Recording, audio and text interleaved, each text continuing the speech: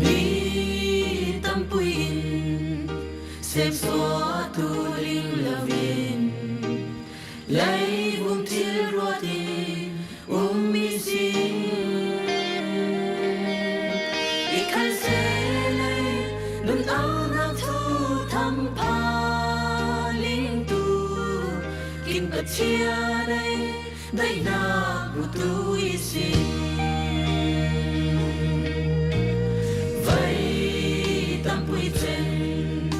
Suana Krisia laka Pile lang aton umisin Ikan selay nun auto boy pa in kinti Ning patiani cinto ling umai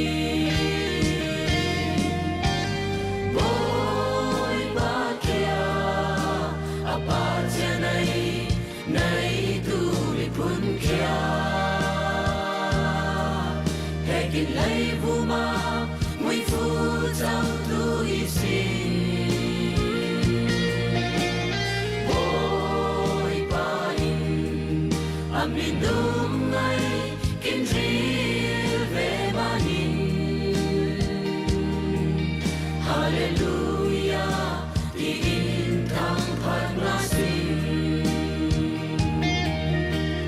vậy tâm quy chân ni sa roa sia laka kwan lam la puya mi sin ikhal se lai nun har sana tam pui laka kin pachia nei men moi bu tu i sin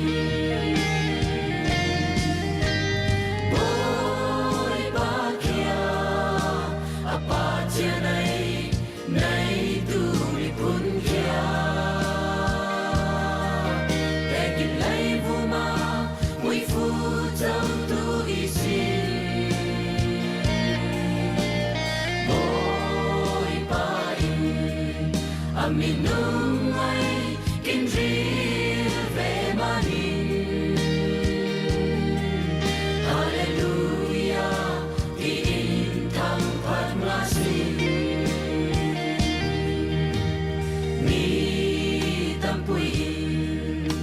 một chiều lâu nun mong na cháu pa linh là vì mi xin đi khai sẽ lấy kinh côn xăm na tâm pui la ca bồi Giêsu này tu kia mình vui vui